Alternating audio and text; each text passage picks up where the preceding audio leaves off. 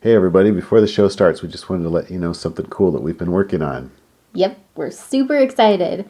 We told you guys that we'd be doing a class, and we have. The first session of our free class is up on YouTube. And we put it on our Facebook group. So this is just session 1. We're going to be releasing episodes every few days, and it's going to be about getting your year started off right. And it's our first free class. We're really excited to offer it. So go check it out if you want to leave the overwhelm in 2017 and set up those railroad tracks so that every single day you can be excited and be moving closer to your goals. The more you try to deal with an addiction out of your own strength, the more you fail, which then throws you into shame, which then creates like a ripe harvesting ground for more addiction. Hey everybody, and welcome to Epic Everyday, our weekday podcast for busy, overwhelmed Christians who don't want to live in the insanity and instead want to live in freedom and abundance and peace. I'm Liz Frericks, and this is my husband, Evan. Hello there. And we're so glad you guys are here with us today. Yes, we are. So this week we are talking about honesty and failure because we're going through the cool things that Evan's going to be talking about for his Sunday school class for the next 5 weeks or something. Yeah, these 5 principles. We actually, I don't know if we said, we got the 5 principles out of the back of this really great book. The book's called Addiction and Grace, and it's by Dr. Gerald May, and I recommend it. It's a really interesting book.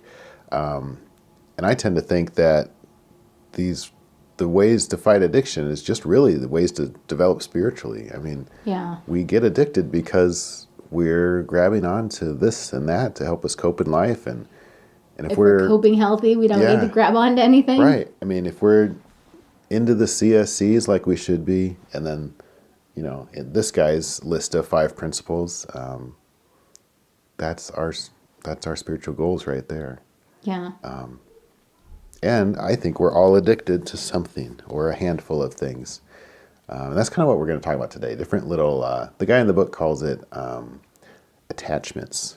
But in my mind, that's little things like, little rituals like always having a piece of candy, from this is what for me, candy from the office. It's like there's candy everywhere. Everybody has a candy dish. And when I get stressed, it's a ritual to kind of buzz the office and see who's got candy out and kind of go a little nuts with it. I mean, maybe some people can just have one, and even if you did just have one, if that was your ritual and that was like how you got through the day, like you had a piece of candy at 2:00, otherwise your day kind of sucks, that's still an attachment. Yeah. You don't have to go a little too much crazy, like too much candy like I do, but... Right. And I think especially this time of year, we all make resolutions to deal with our stuff. Yeah. I mean, at least the stuff we know about. Because some things you don't even realize are a problem until you try to stop doing them. Like Lent. I always like the idea of giving something up for Lent, I really like. And the times when I've done it, I've really enjoyed it. It's hard, but it just gives me a different perspective on, oh yeah. What would life be like without that? Right. I am kind of a sugar addict or, whatever. Yeah. I don't even think about it until I'm like, oh, I'm giving whatever up for Lent. And then suddenly it's like, my thing. Yeah, times like that are kind of good little mirrors to see what's going on with us. Yeah. One of the ththings I think a way to tell what some of these attachments might be is just to look inward a little bit and see what your pet peeves about yourself are. Because that's probably stuff you're probably wanting to not do, but yet it keeps coming up. I mean, that's kind of the definition of an addiction. It's something you want to quit, but you're having trouble for one reason or another. Yeah. I guess what would an example be? I should have had one lined up. I don't know that this is a pet peeve, which is why I'm trying to figure out how this fits into your thing. But for me, I know I tend to read when I'm stressed. Like, depending on my stress level. Sometimes I read it's my go-to relax, and it's totally healthy. And the way that I've gotten around that is to pick specific times of the day.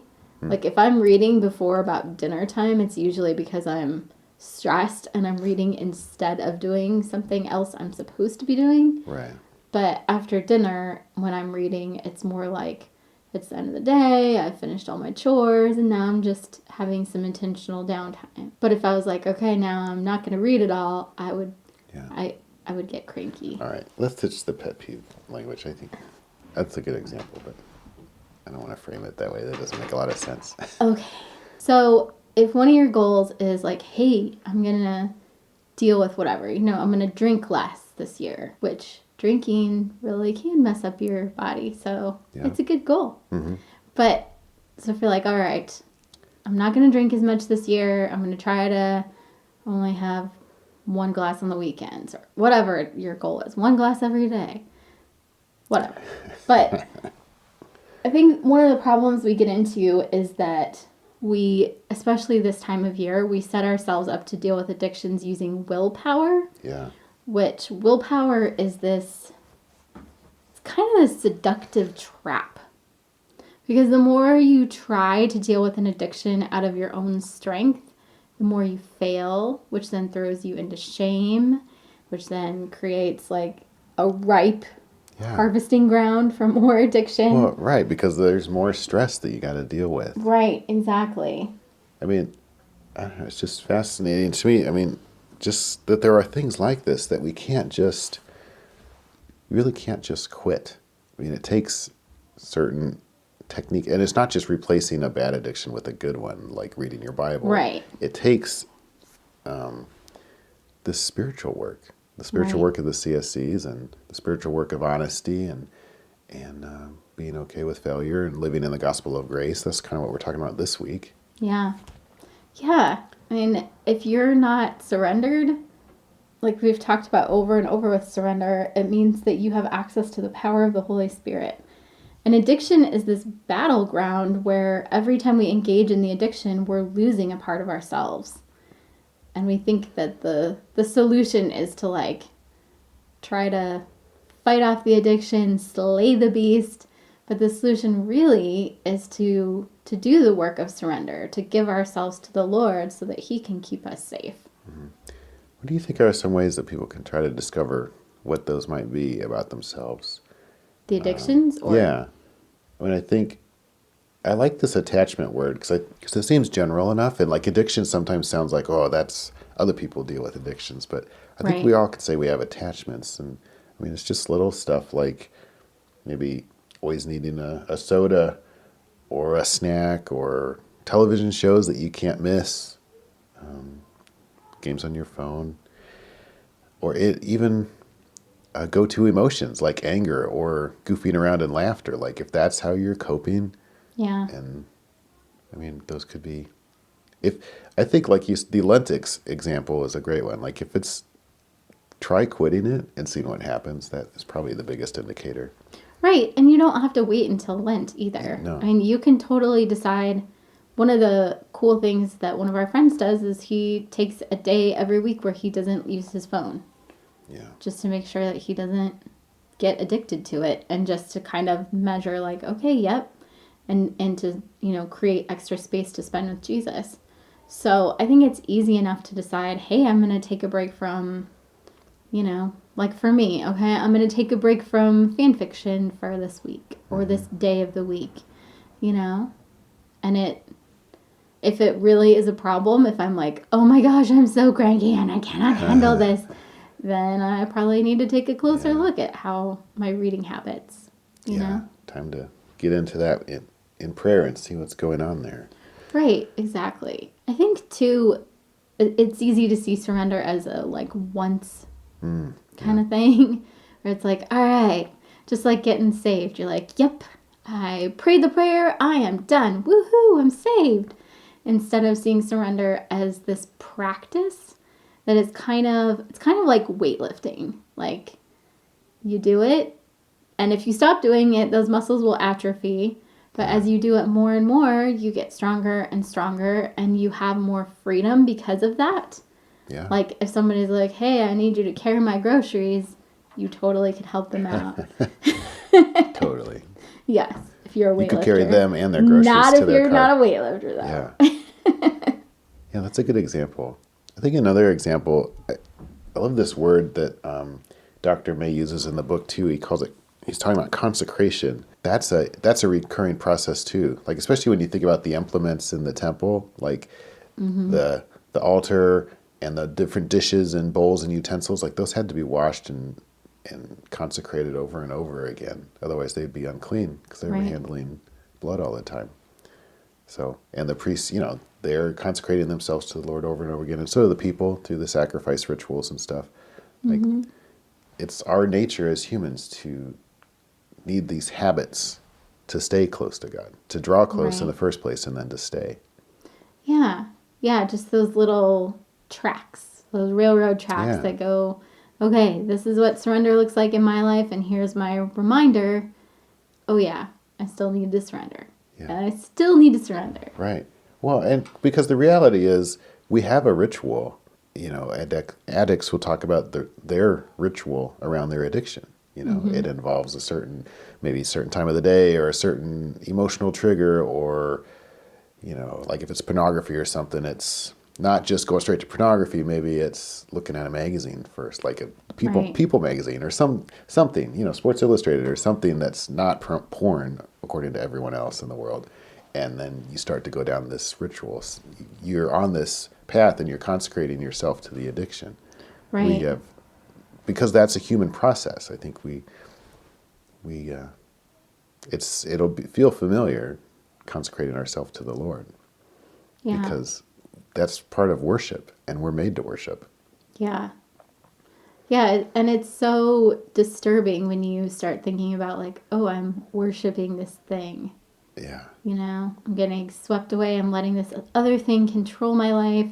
It's so interesting because sometimes I think we turn to addictions to gain more control and to try to like prove that we don't need God, that we can handle it on our own. Right. Well, because that's how we handle things. Right.